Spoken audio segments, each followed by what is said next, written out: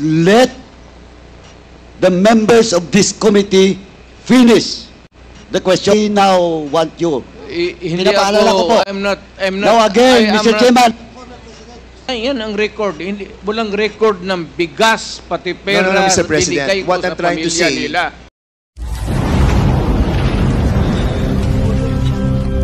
Magandang umaga po. Mr. Chairman, Mr. President, sa inyo pong campaign promise, nasabi na po natin na 3 buwan, 6 na buwan po yung ating pong pangako.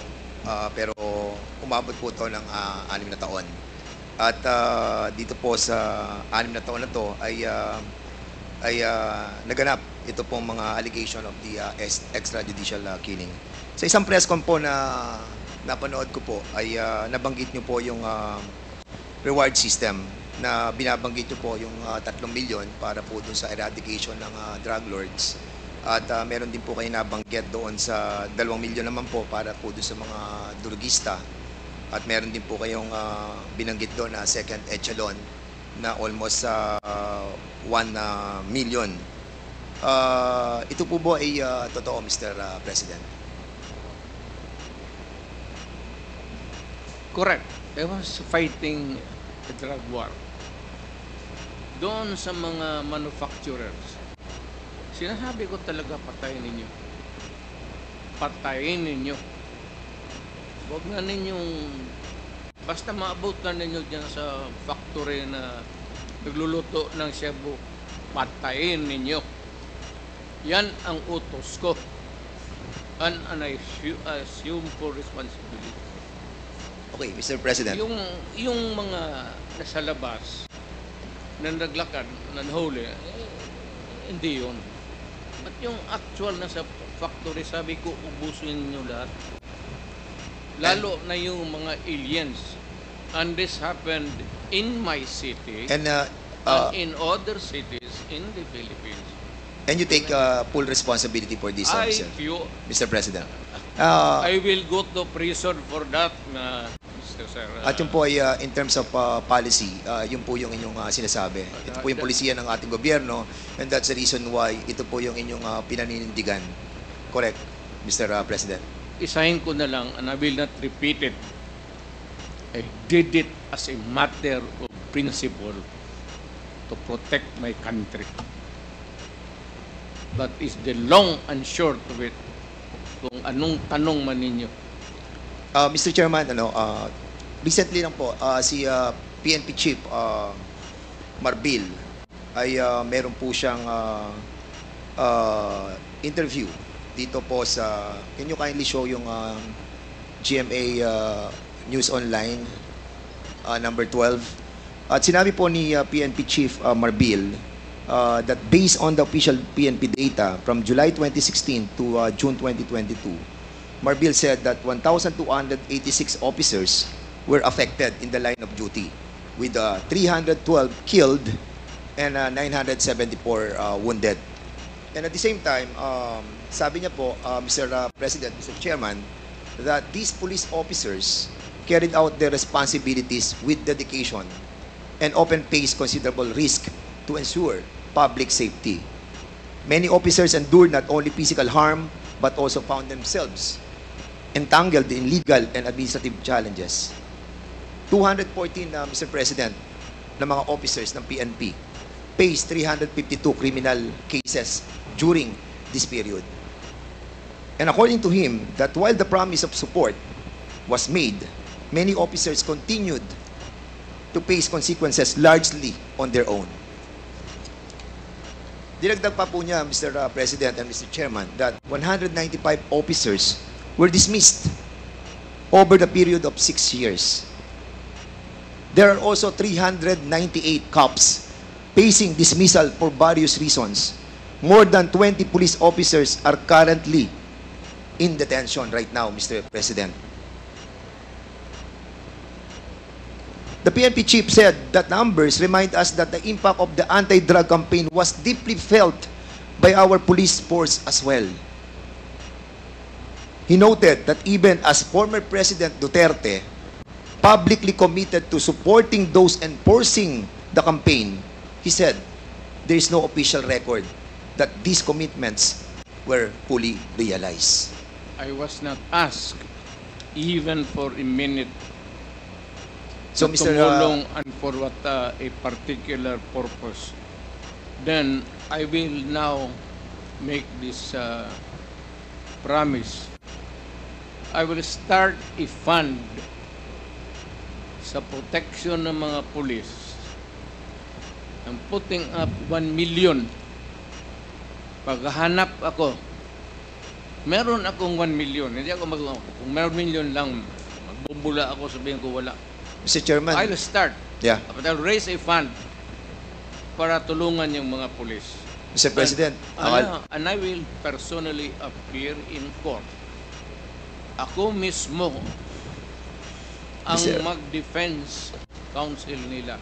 Mr. Chairman, Mr. President, 2 days ago you have mentioned that wala po kayong pamasahe papunta po dito, and I'm pretty shocked that you have 1 million in your account to help our policemen, and we salute you, Mr. President, for that, and for being honest that you will that be 1 that you will million be is for my- wait po, Mr. that President, one- I'm Mr. million President, I is still for have, I still have the floor, Mr. President. Excuse for me. my As much- medicine and subsistence.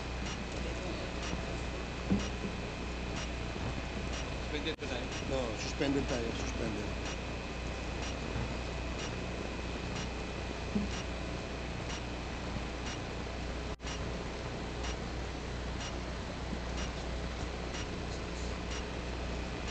Bastos.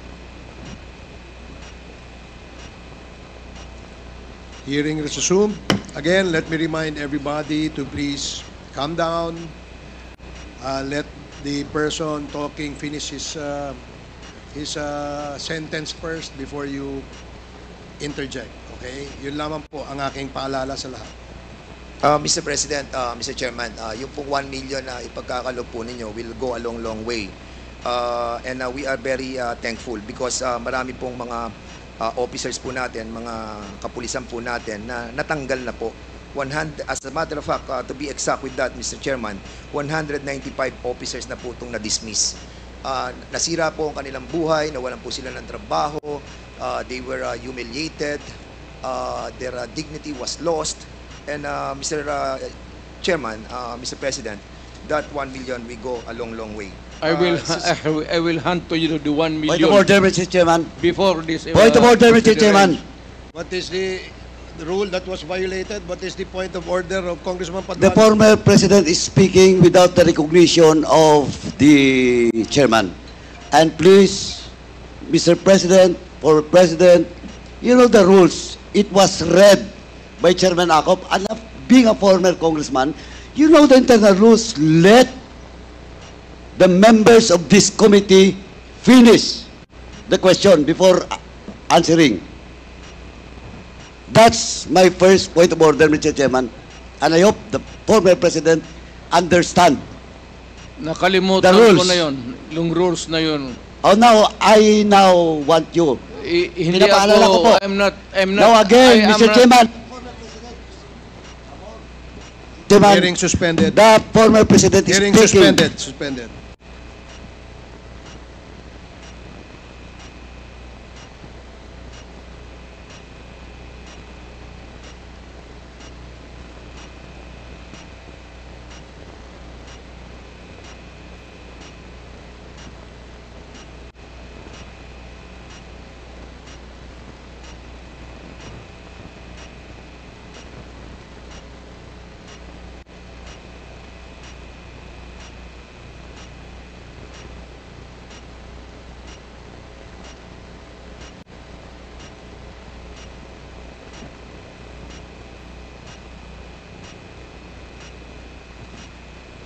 Hearing is resumed. Before I allow everybody to speak, please be reminded, mga kasama, mga resource persons, to always address the chairperson when you want to speak and wait for the chair to recognize you. Para ho maganda yung communication, yung palitan po ng ating komunikasyon. Mahirap po kasi na nag-uunahan tayo magsalita, dadating po sa punto, nagtataasan na ho tayo ng boses, ayaw naman po nating mangyari yan because napaka maselan at napaka-importante nitong ating pinag-uusapan. I do request from our resource person to please address the chair first before we speak. And the same as well to the members. No, please address the chair. Let me be the traffic enforcer here para malinaw at maayos ang ating hearing sa ngayong umaga. So I hope that I made myself clear, and I'd like to ask Congressman Paduano to please proceed. Hindi, Mr. Chairman, just a short manifestation lang po. Kasi po, before we start the interpellation, malinaw po na it was discussed to all resource persons and even to the members, the rules in this committee. And the former president is keep on violating that rules. Sabi ko na nga, he was then a former congressman and he knows the rules. Please respect this committee, Mr. President. And please, once again, that was my first point order, and I hope it will not happen again. Please wait for the recognition of the chairman before you speak. Thank you, Mr. Chairman. Thank you, Congressman Paduano. Your manifestation is Mr. noted. Chairman. Now we will now proceed with Congressman Dan Yes. Fernandez. Mr. Chairman. Wait for the chair to recognize you first, please. I'm sorry, Mr. Chairman. Ulitin Sige po, po. Okay. please wait for the chair to recognize you before you speak. Now you are recognized, Congressman Dan Thank you, Fernandez. Mr. Chairman. Mr.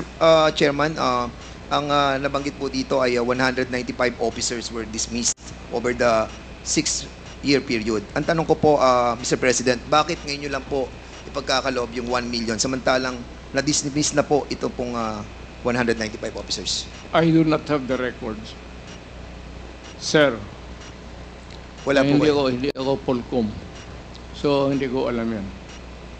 But being the former president, sir, you have this I know that capacity. some policemen were dismissed. Because it was promised by you that you will, sabi niyo po ay sagot niyo silang lahat. But unfortunately, ito po nga po, nakita po natin, nagre-react na po ang PNP. And ang feeling po nila ay they were left alone, Well, Mr. President. if you're citing the records, then I would admit it. Na yun, totoo yan. Yes, I agree with that. Walang problema. Sinabi mo eh. Hindi, I agree with that, Mr. President. But my question is, bakit po natin silang napabayaang katulad po nito? Sagot niyo po sila.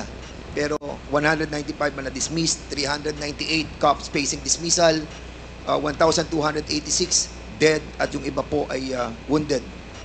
Were we able to help them, Mr. President? Well, alam mo, sir, if you work for a government, there are rules to be followed. It is not just because you are a policeman that you're always correct. It is not safe to say that you are a mayor that you are always correct, that you rule the city by your own. Maraming nagkakamali, and there must be a reason for their dismissal. There cannot be a dismissal without a lawful ground. Kung napaalis yan, sir, meron talagang kasalanan. Hindi mo pwedeng basta i-dismiss mo lang yung pulit. But Mr. President, you Pero ako, pro-police talaga ako. Yes. Pinoprotektahan ko talaga ang police. I understand, Mr. President. But you made the promise, Mr. President, that sagot nyo sila. Sagot ko. And yun po ang problema natin, Mr. President, Mr. Chairman, that after 6 years, ngayon lang po tayo magbibigay ng tulong para po sa kanila. Hindi. The record will show, Mr. President. Hindi mo, yan ang record. Hindi, walang record ng bigas, pati pera No, Mr. na President. binigay ko What sa I'm trying to pamilya say, nila. The record will show that wala pong tulong natanggap ang lahat ng ito. Hindi po ako nagsasalita nito, Mr. President. Ang nagsasalita po nito ay si Chief PNP Marbil. Alam mo si Marvin, you remind him, hindi nakalista yung mga bigas na binigay ko sa mga pamilya ng polis, pera, enrollment ng mga bata. Hindi nakalista dyan. You Mr. President. remind that Marvel to Mr. President, use your... ang binabanggit po natin dito ay tulong na legal. Huwag kang Doon sa- maniwala dyan kay Marvel. Wala ka dyan. Okay, we will be But sige po, punta po tayo sa susunod, Mr. President. Mr. President, Mr. Chairman, I would like to show a video. And later I'll be asking the former President to answer some queries from this representation. Hindi, sir, So, sandali lang. Yes, sir. I'm not trying to be smart, Alec. I'm sorry if I'm overdoing. Hindi, it's okay po, Mr. President. No problem po. It's not really, hindi ko sinasadya yun. Opo. I respect I was once a member of Congress. Medyo emotional lang kasi ako basta sa crime na talagang galit ako sa kriminal. We Baka- understand that po, Mr. President. And thank you for that. Pakita lang po natin yung video, Mr. President.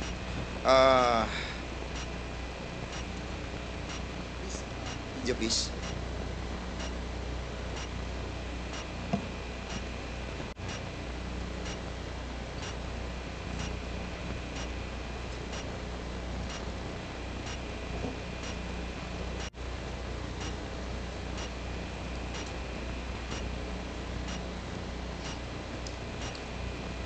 Mr. President, noong August 23, 2016, wait. Noong August 23, 2016, doon po sa Committee on Human Rights and Committee on Justice,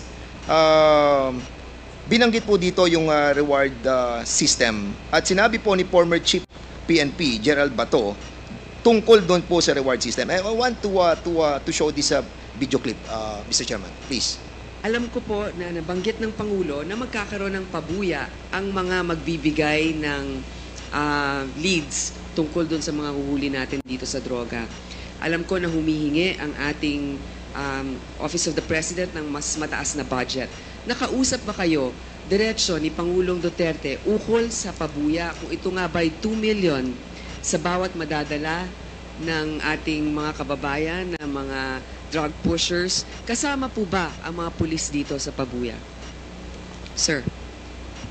Wala pong pili yan, Your Honor. Kung ang pulis ay involved sa droga at siya'y nahuli, yung informant po ay makakatanggap ng corresponding reward na in-offer ng Presidente. So nag-usap kayo ng ating Pangulo ukol dyan. Magkano po daw ang ibibigay sa bawat informant na magbibigay ng pangalan ng isang pusher? Meron kasi siyang ibang, kasi busy na ako masyado sa aking trabaho, Your Honor. Sabi niya, meron siyang assistant na magti-take charge diyan sa pagdi-distribute. Basta ang last na sabi niya sa akin is 5 million yung drug load talaga. Yung malalaking drug load, 5 million ibibigay niya. So depende doon sa kanilang anatomy kung saan Kung yung mas nasa mataas. mas mataas. Pag sa baba, mababa. Ang gusto ko malaman, yung pulis mismo, sa sibilyan, maaaring 5 million. Sa pulis din ba, makakatanggap sila pag sila ang nakapagtukoy? O dahil kasama yan sa kanilang sinumpang tungkulin, iba naman po ang maaaring ibigay sa kanila? Nabanggit po ba yan ng Pangulo? Nabanggit ng Pangulo yun, kahit na pulis, kasama doon na makakatanggap sa pera na i-offer niya. Pero sa amin naman, internal, meron kaming ibang reward system, di ba? Meron kaming, bibigyan kami ng awards. O kung talagang meritorious, pwedeng meritoriously promoted yung tao, mapopromote.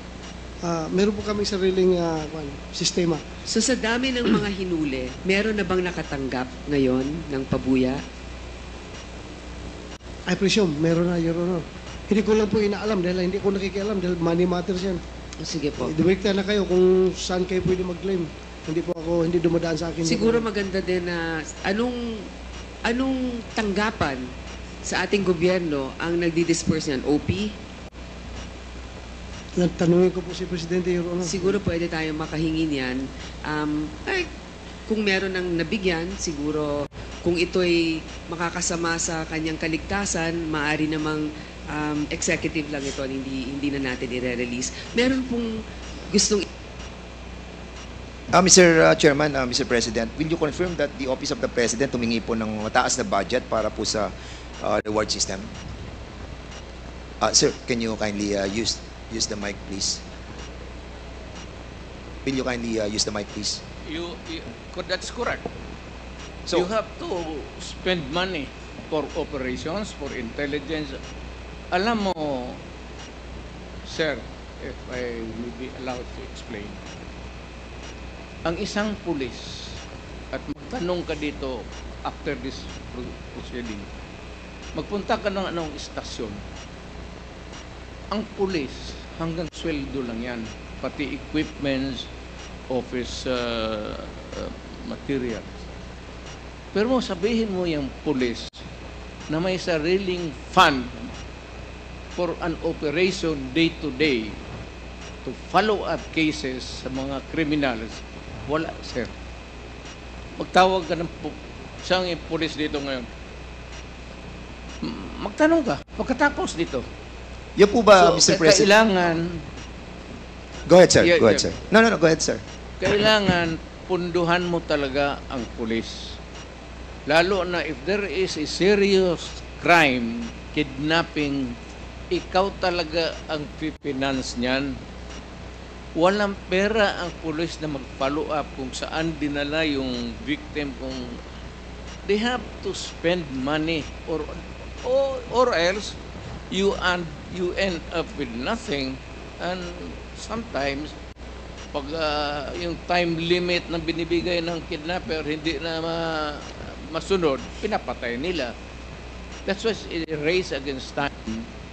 Kaya ako, pagka ganito, bas kung na presidente ako, pag yung mga may kidnapping, ako talaga ang nagbibigay ng pera. At ang order ko sa kanila, sir, nandito na lang rin tayo, pag nahuli ninyo, patayin ninyo lahat. Huwag ninyong dalhin sa Sir, pupunta ng presuhan niya, papakainin ko pa yung mga... Mr. President, thank you so much for refraining yourself from speaking bad yeah, words. sir. We appreciate that. No? Nakikita po namin na talagang pinipigilan nyo ang sarili nyo. Takot ako sa inyo, sir. Hindi po, sir. Natutuwa po kami dahil nga nagiging maayos po yung ating pong usapan po, sir. Sir, kasi po may... Sweating hands, oh. Takot talaga ako sa inyo. Kami rin po, malamig din po kamay namin dahil... Mr. President, medyo... nabanggit din po dito ni Gerald Bato during that time that siya po ay tinatanong ni Senator Grace po na sinasabi na sino magdi-disperse dun sa Office of the President. At may sinasabi po si General Bato, sino po ba yung sinasabi na assistant na magdi-disperse po ng pera para sa reward system? Yes. Sino po, Mr. President? Hindi ko na sino mong kahiro doon. Kasi may sinasabi po si Gerald Bato na tao na magdi-disperse ng pera from the Office of the President. Sino po yan, Mr. President? Hindi ko na alam talaga. Pagka ganung police operations, actually, it's an official, it's not a hidden item there. Kunin mo doon sa kahira sa baba na kay police operation Mr. President, lahat naman yan police operation. It cannot be funded by it cannot be a police operation cannot be funded by private money. That is not allowed by law. pero during the time that you were during one of your interview, Mr. President, I still remember that you have mentioned that yung pong pera na galing po sa donation ng inyong pong campaign funds will be utilized for the reward system. You mentioned that, and I saw the video. And that's a private money, Mr. President. Yes, pero galing sa akin. Hindi na private money. Kasi natanggap ko yan. Nakahawak ko na the money I was already when I was in the official na ako. But in accordance with the rule of COMELEC, yung excess money po na ginagamit po natin sa kampanya must be returned back to the COMELEC, Mr. Chair, to the donors, Mr. Maniwala President. ganyan. Hindi, yun po sinasabi ng COMELEC, Mr. President. And yun po yung batas na atin po dapat sundin. Tanungin kita, sinong kandidato nagsauli? Mr. President, you cannot ask question. We will be the one asking question. That's why I said, Kasi po kami po, pag nakakatanggap because po, it Mr. President, is I still have the floor. incongruous. Mr. President, kasi po ako, pag nakakatanggap, kakaunti lang po yung nabibigay sa ating donation. So, kulang na kulang pa po. And we believe that you have mentioned that excess money was utilized for the reward system. Is this true, Mr. Public President? interest. To protect public interest. Kaya nga po, Mr. President, Yes. na-utilize po yun. Yung sa, Yes, correct. Thank you, Mr. President.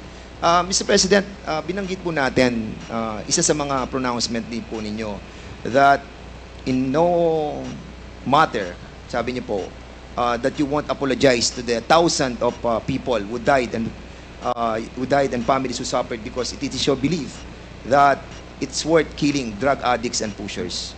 Dahil nga sa sinabi niyo rin yung don't destroy my country because I will kill you. Nabanggit niyo po ito, Mr. Yeah. President. And Correct. would you also agree with me, Mr. President, that there are so many forms and ways how to destroy a country? Again, sir? There's a lot of ways to destroy our country. Is it correct? There's a lot of ways, Mr. President. Maraming paraan para wasakin po ang ating bansa. Oh, of course. Di ba? Hindi lamang po ang pagsugpo sa illegal drugs. As a Yes. matter of fact, Mr. President, Rebellion. yes, correct. Yung pong tinatawag po nating economic saboteurs, yung pong mga sumisira ng ating kalikasan, Correct. yung mga nagpapasok ng mga illegal, yung mga smuggling sa ating pong mga costume, yung pong mga droga na pinapasok, yung mga illegal na bigas, yung pong mga asukal at iba pa. And at the same time, Mr. Chairman, yung corruption also. And at the same time, Mr. Chairman, ito po tinatawag nating conniving with the different enemies. These are forms and elements in destroying our country. Mr. President, your pronouncement that don't destroy my country because I will kill you. Does this pertains to all of these elements, Mr. Hindi naman. Sir, I was really particularly worried because yung droga kasi ang target yung mga bata. Hindi tayo. Ang droga na distribute dyan sa mga high school, dyan sa mga ano, kung ang next generation ng Pilipino puro durog, puro bangag, at marami nakikita mo dito, mga opisyal natin sa gobyerno, nakikita mo mga bangag. Alam mo na kung sino ang bangag. Tinatawag nila. Kaya ako, sir, I'm just being, I was being a father of the city. But talagang galit ako sa kriminal. Yes. And would you Naggalit ako sa kriminal. And would you agree with me, Mr. President, that doon po sa inyong war on drugs, yung mga reported, majority of those that were reported killed on war on drugs were not really all drug addicts and pushers? Would you agree with me? Well, because some of those who are really Collateral. in trafficking are not marunong eh.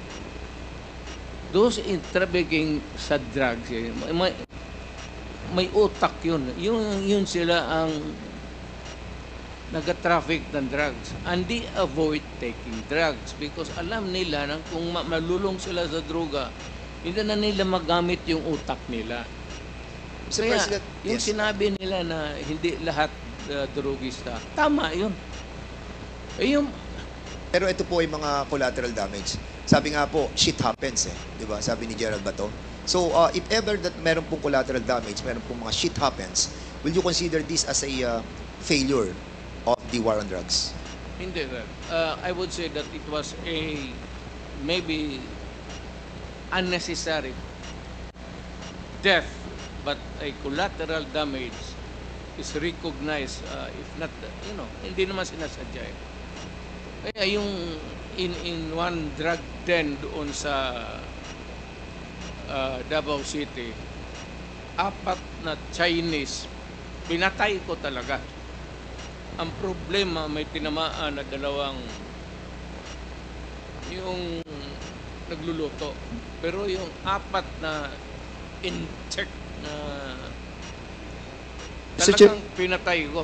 Sinadya ko talang patmatayin. Mr. Chairman, Mr. President, is that a Admission, yes. admission that you Oh. killed them? Lumaban po sila? Or pinatay nyo silang walang laban? Sinabi ko sa kanila, Hindi, sir, Mr. President, pinatay nyo po ba siya ng walang laban or lumalaban po sila? hindi, lumalaban. Kasi, So- kasi pag raid, siyempre, agawan ng kung anong mapupulot nila, lumalaban, pero I would say that hindi naman lahat malaban na mayroong tit for tat. Meaning to say, kung may M16 yung police, may M16 sila. That would be an impossible scenario. Pero kung lumaban, pasensya tayo. Ako sinabi ko, nung mayor ako, do not do it.